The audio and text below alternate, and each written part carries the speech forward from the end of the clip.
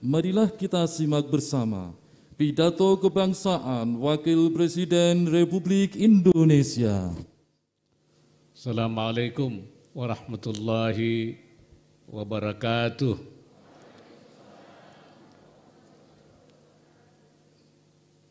Bismillahirrahmanirrahim. Alhamdulillahilladzi khassa ba'da ibadihi bil ilmi wat tuqa. Wassalatu wassalamu ala sayyidina wa maulana Muhammadin nabiyihil mustafa wa waliyihil mujtaba wa ala alihi wa ashabihi mafatihil huda wa masabihid duja ahli sidqi wal wafa. Yang saya hormati Wakil Gubernur Daerah Istimewa Yogyakarta beserta Ibu Gusti Kanjeng Bendoro Raden Ayu Adipati Paku Alam beserta seluruh Forkopimda Daerah Istimewa Yogyakarta, Rektor Universitas Alma-Ata beserta Ibu Nyai Ida Rufaidah Ali Maksum, ulama anal kiram wa masyaikhan al afadil, terutama dari keluarga pesantren Krapyak, hadirin serta undangan yang berbahagia. Syukur alhamdulillah siang hari ini saya dapat menghadiri acara yang begitu penting, yaitu dialog kebangsaan yang bertepatan dengan Dies Natalis Universitas Alma-Ata ke-7 sekaligus peringatan Nabi besar Muhammad sallallahu alaihi wasallam.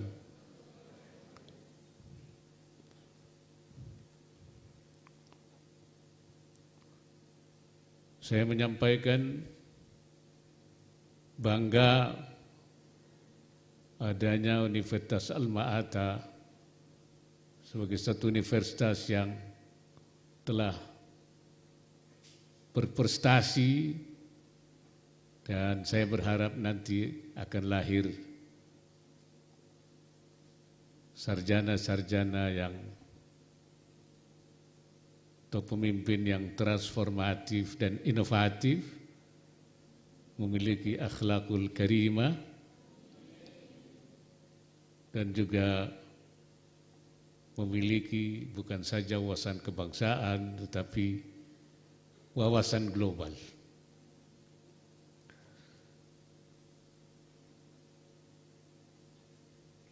Kita Indonesia pada tahun 2045, 100 tahun setelah kemerdekaan, diproyeksikan menjadi Indonesia emas. Indonesia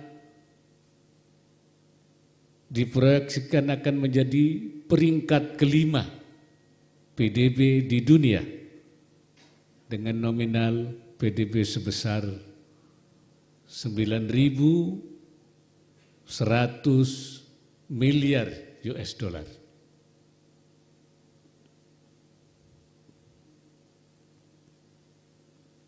Dan PDB per kapita sebesar 30.000 per tahun. Jumlah penduduk Indonesia juga diprediksi akan mencapai sekitar 300 juta jiwa dengan penduduk kelas menengah sebesar 82%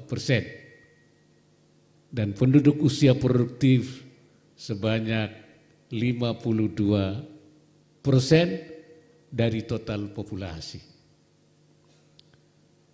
Deretan proyeksi tersebut menjadi modal, peluang sekaligus tantangan bagi kita semua khususnya bagi umat Muslim, umat Islam di Indonesia yang mendominasi demografi penduduk. Artinya kesempatan ini haruslah dioptimalkan agar terlahir generasi emas yang akan menjadi pemimpin dunia yang humanis dan berakidah Islam yang kuat. Melalui kegiatan ini saya harapkan dapat tergali berbagai pemikiran dan gagasan, utamanya terkait dengan aspek kepemimpinan transformatif guna mencapai visi Indonesia Emas 2045.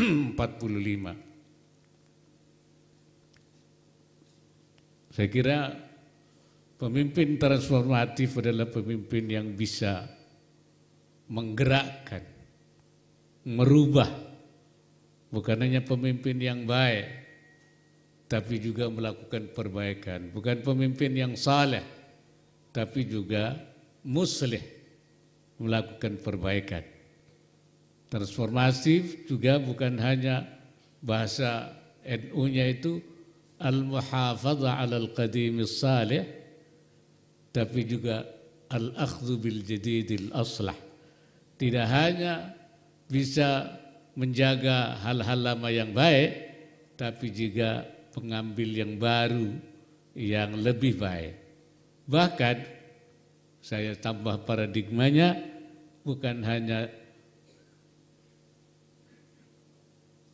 muhafadzah 'alal qadimis salih wal akhdhu bil jadidil aslah, tapi juga al-islah ila ma huwal aslah thumma al-aslah fal aslah, yaitu pemimpin yang bisa melakukan perbaikan ke arah yang lebih baik secara berkelanjutan, secara sustainable. Jadi apa namanya itu, perubahan yang terus menerus, continuous improvement. Itu saya kira pemimpin yang kita harapkan dan bisa mengawal.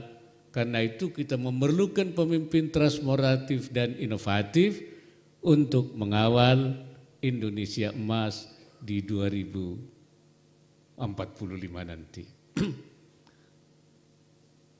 2045 saya kira tidak lama lagi, tersisa 23 tahun. 23 tahun adalah kesempatan untuk kita menyiapkan, melahirkan, menyemai untuk lahirnya pemimpin yang bisa membawa percepatan tercapainya Indonesia Emas. Contoh paling konkret dari pemimpin transformatif adalah Rasulullah Sallallahu Alaihi Wasallam yang kita peringati juga hari ini. Beliau adalah pemimpin yang berhasil merubah masyarakat Arab dari jahiliyah menjadi masyarakat yang khaira ummah. Inilah saya kira yang menjadi apa yang dikatakan dalam Al-Quran, walakum fi rasulillahi uswatun hasanah. Bagi kamu pada Rasulullah adalah tuntunan yang baik. Nah, uswatun hasanah yang perlu kita contoh adalah uswah hasanah dalam rangka melakukan perubahan besar di dalam masyarakat seperti yang dilakukan oleh Rasulullah. Beliau merubah masyarakat jahiliyah menjadi masyarakat khaira ummah.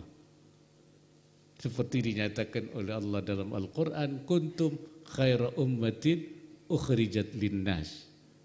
Kamu adalah umat terbaik yang dilahirkan untuk manusia. Dan dilakukan hanya dalam tempo 23 tahun. Jadi 23 tahun sudah dilakukan perubahan-perubahan.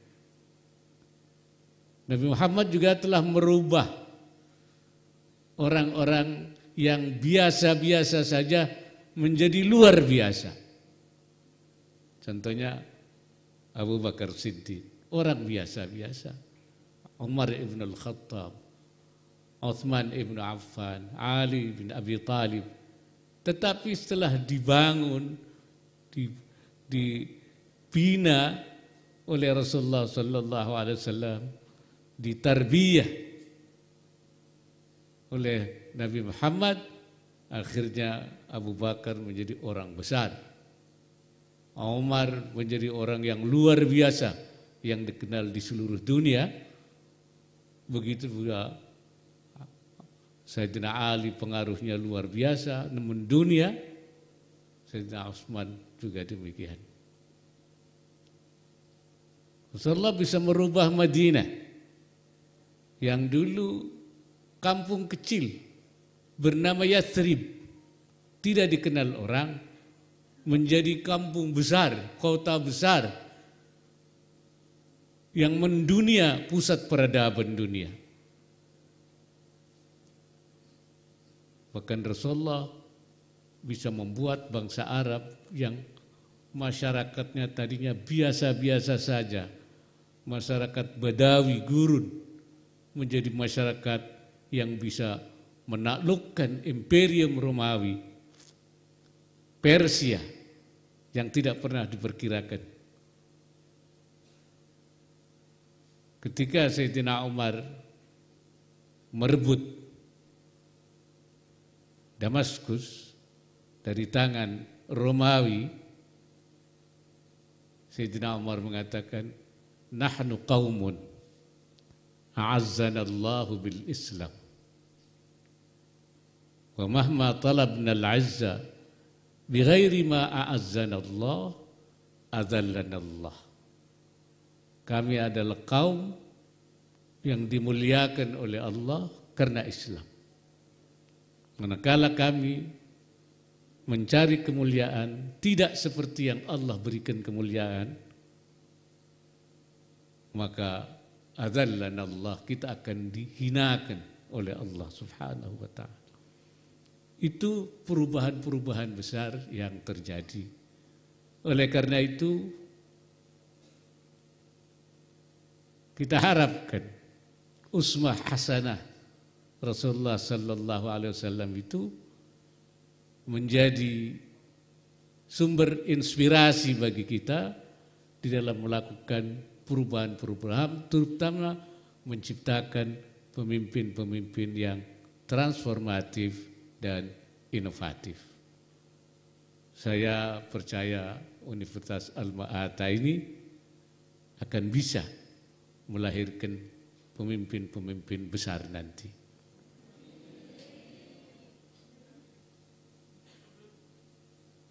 Betul sekali bahwa kita memang sebentar lagi akan menghadapi pemilihan umum, pemilihan presiden, dan kita berharap pada saat itu akan terpilih pemimpin yang transformatif, yang bisa melakukan perubahan-perubahan besar, melanjutkan apa yang sudah dilakukan oleh Presiden Jokowi maupun presiden-presiden sebelumnya untuk mengakselerasi. Ya. Oleh karena itu, di mana-mana saya berharap supaya di dalam perbedaan memilih pemimpin, memilih presiden, memilih partai tidak menjadi sumber perpecahan bagi bangsa kita ini. Kita sudah biasa, sudah sering. Oleh karena itu, kita tidak boleh kemudian perbedaan itu menyebabkan perpecahan. Saya sering mengatakan, kalau kita berbeda partai, kita katakan lakum partiyukum walana partiyuna. Ya sudah, masing-masing partai saja. Kalau berbeda capres, lakum capresukum walana capresuna.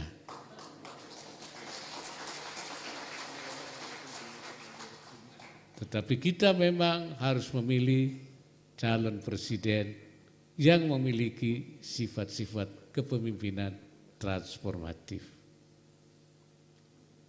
Di mana-mana saya katakan di Hari Santri ini, kita harus menjaga semangat hubbul watan minal iman. Ini yang menyebabkan dulu para kiai, para ulama mau mengorbankan jiwanya, membentuk laskar sabilillah, Hizbullah, lahir fatwa jihad, membela negara. Karena apa? Karena semangat hubbul watan minal iman. Makanya di dalam Mars tadi juga disebut ya lal watan, ya lal watan, hubbul watan minal iman. Nah, semangat ini terus harus kita dengungkan terus, kecintaan tanah air. Nah, yang kedua juga pemimpin itu harus membawa kita kepada untuk menjaga komitmen kebangsaan kita. Saya nyebutnya al-mitsaqul watani, yaitu kesepakatan nasional. Kesepakatan nasional yang ditandatangani oleh putra-putra terbaik bangsa sebagai landasan konstitusi negara kita, yaitu NKRI, Pancasila, dan Undang-Undang Dasar 45. Bagi kita kaum santri, ini adalah al-mitsaqul watani yang tidak boleh kita khianati. Oleh karena itu saya menamakan negara ini adalah negara kesepakatan, Darul Mitsaq, negara kesepakatan. Karena itu kita tidak boleh mengganti dengan yang lain, walaupun itu Islami. Saya katakan walaupun itu Islami. Misalnya khilafah. Khilafah itu Islami. Tapi kerajaan juga Islami. Nah, dulu ada dan sekarang masih ada Saudi Arabia. Keamiran juga Islami, republik juga Islami. Republik Pakistan, Islam Pakistan, Mesir, Iran, kita Indonesia juga republik. Orang bertanya kenapa tidak bisa khilafah di Indonesia? Kenapa ditolak? Saya bilang tidak ditolak, tapi tertolak. Ya. Bedanya apa? Bedanya itu kalau ditolak bisa masuk, ditolak. Tapi kalau tertolak tidak bisa masuk. Sama sekali tertutup. Ya. Kenapa? Karena mukhalafatul mitsaq, karena menyalahi kesepakatan yang sudah kita sepakati bersama. Jadi selesai, persoalannya sudah selesai. Tertolak, bukan itu. Seringkali ada yang mempertentangkan antara kita menjaga mitsaq watani dengan janji kita kepada Allah Subhanahu wa taala. Kita memang sudah berjanji kepada Allah Ta'ala. Ketika kita masih di alam arwah, Allah tanya kepada kita, alastu bi rabbikum, apakah bukan kamu ini Tuhanmu? Kita menjawab, bala, iya. Jadi kita sudah mengakui sebagai Allah sebagai Tuhan kita. Ketika kita salat, kita juga mengatakan, inna salati wa nusuki wa mahyaya wa mamati lillahi rabbil alamin. Salat wa ibadahku, hidupku, matiku hanya untuk Allah. Ini saya menamakan sebagai mitsaq rabbani, sebagai kesepakatan janji kita kepada Allah. Tetapi mitsaq rabbani dan mitsaq watani itu tidak saling bertentangan, tidak saling menegasikan. la munafata bainahuma. Karena memang mitsaq watani itu bagian daripada mitsaq rabbani.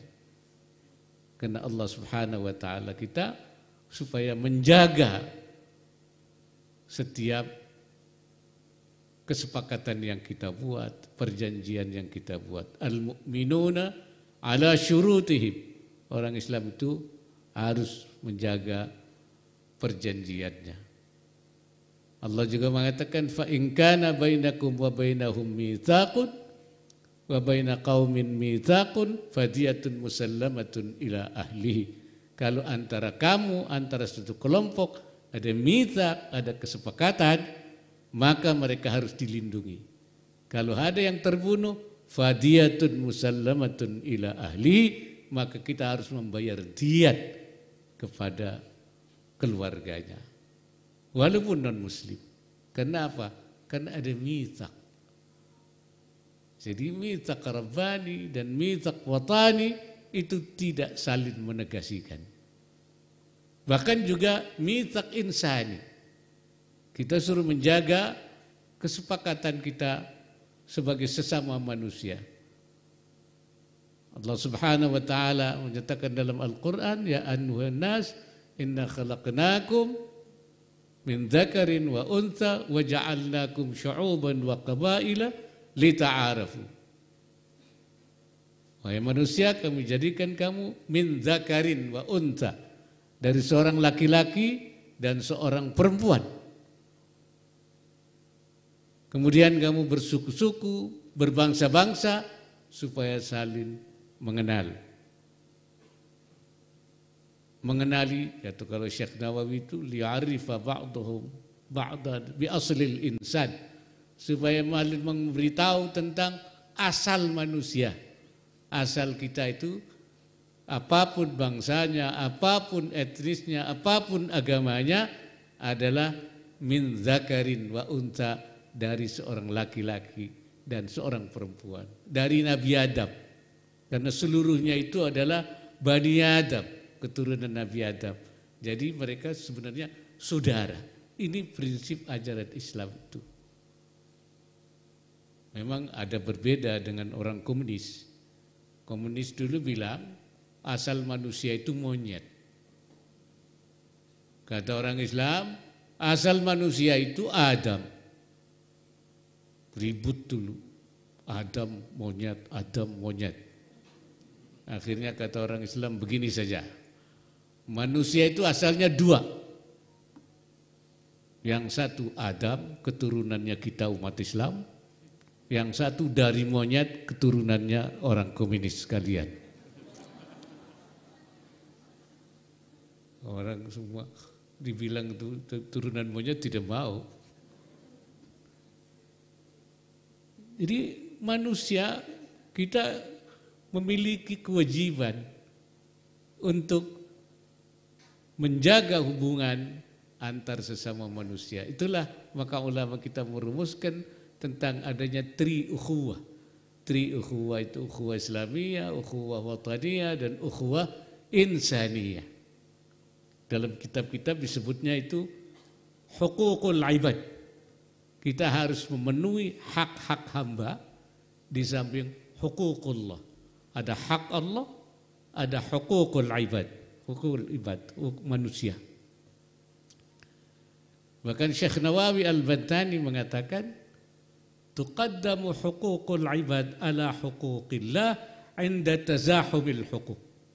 Apabila terjadi himpitan antara hak Allah dan hak hambanya, kata Syekh Nawawi, maka yang harus didahulukan adalah hak hamba daripada hak Allah.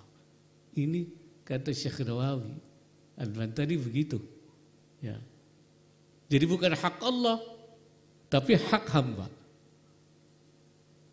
Dari mana beliau mengambil?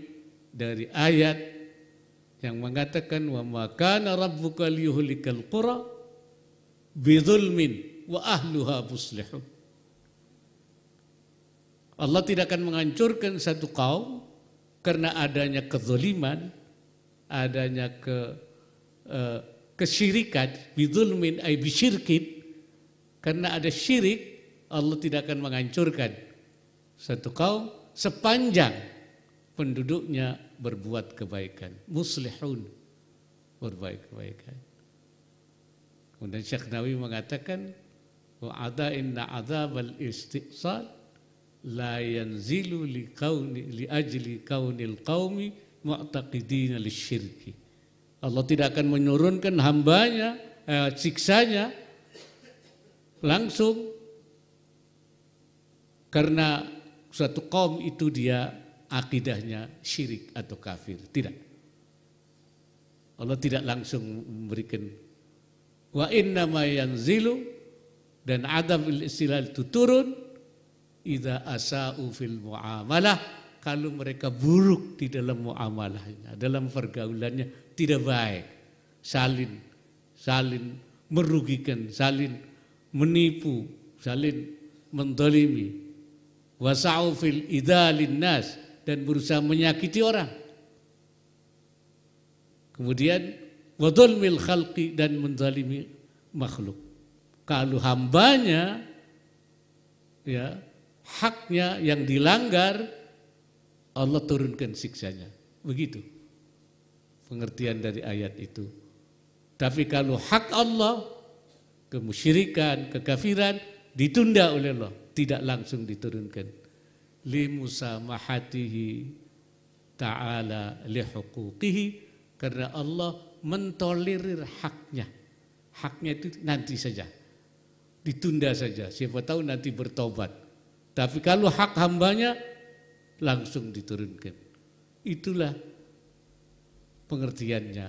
Oleh karena itu kata Syekh Nawawi, walidzalika tuqaddamu huququl ibad ala huquqillahi ta'ala inda tazahubil huquq. Karena itu maka hak hamba itu didahulukan dari hak Allah apabila terjadi berhimpitan hak antara hak Allah dan ini aspek kemanusiaan yang tinggi saya kira dalam ajaran santri ini pemahaman santri yang diajarkan oleh bapaknya santri lah, Syekh Nawawi Al-Bantani itu kan gurunya Hasyim Asy'ari, pendiri NU, gurunya Kiai Ahmad Dahlan, gurunya pendiri Tarbiyah Islamiyah Syekh Sulaiman Ar-Rasuli sudah mengajarkan tentang bagaimana kita membangun aspek-aspek humanity, kemanusiaan itu. Jadi hak kita, saya nyebutnya mitsaq rabbani, mitsaq watani, mitsaq insani, ini semuanya harus kita berikan haknya sesuai i'ta'u kulli dzi haqqin haqqahu, hak-hak masing-masing kita berikan secara lebih proporsional. Hadirin sekalian, sekali lagi saya berharap bahwa kampus ini menjadi kampus Chandra di Muka yang bisa melahirkan pemimpin-pemimpin yang reformatif dan inovatif seperti diajarkan oleh Rasulullah Sallallahu Alaihi Wasallam. Dan kita harus bisa mengatakan yakin itu bisa.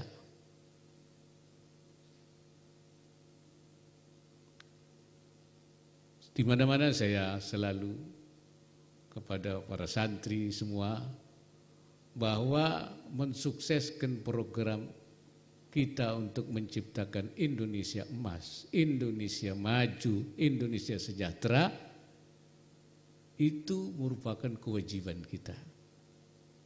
Itu juga cita-cita para pendiri kemerdekaan untuk menjadikan negara ini adil dan makmur.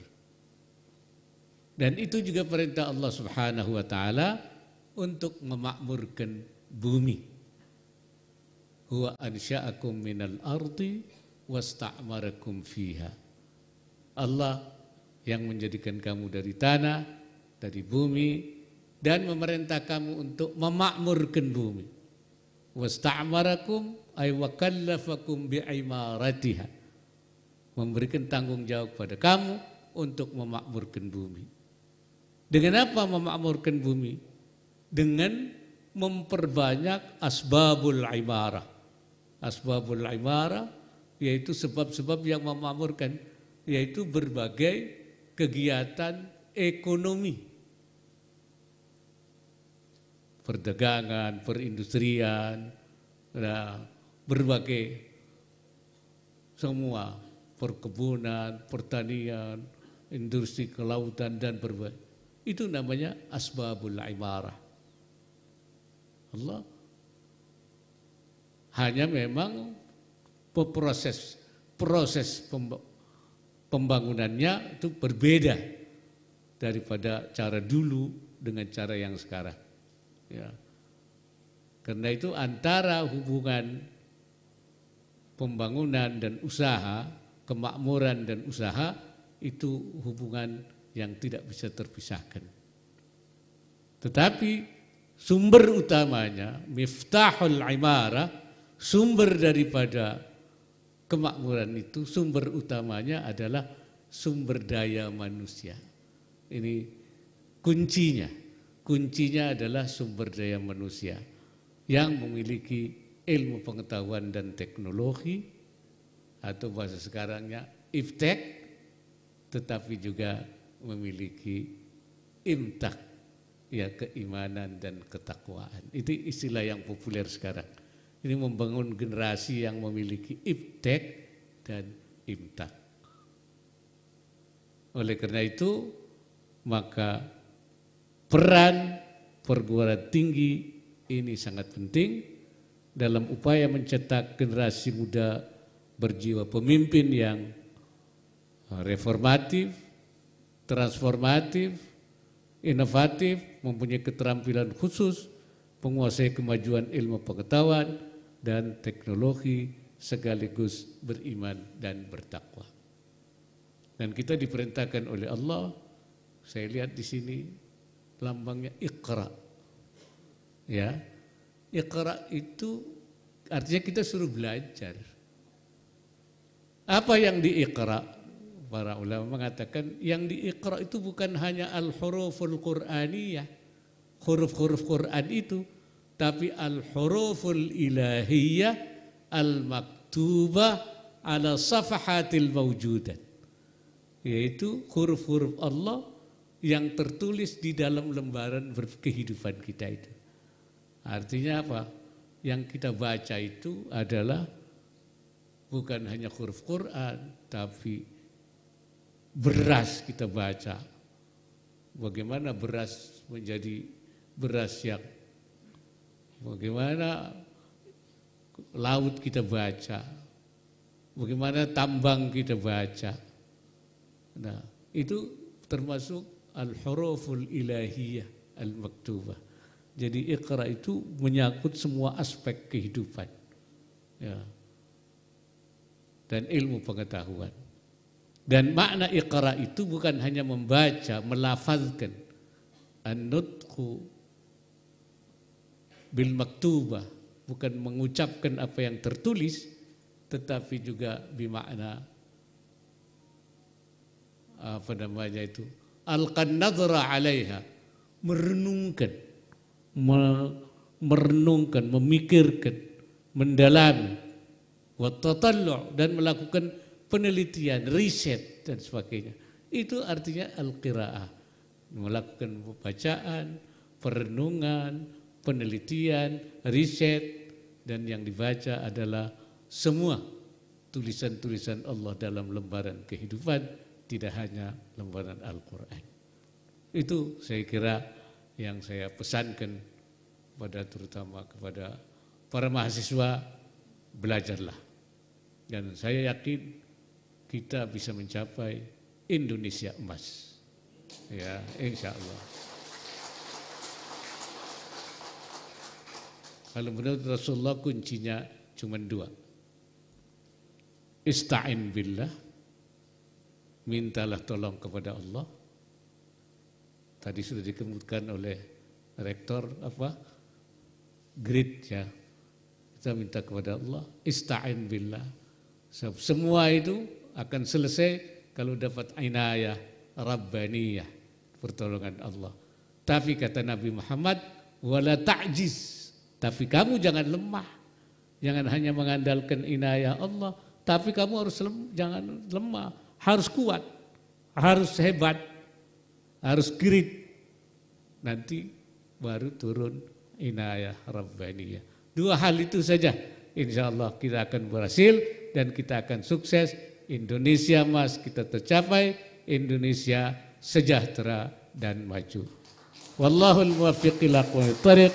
Wassalamualaikum warahmatullahi wabarakatuh.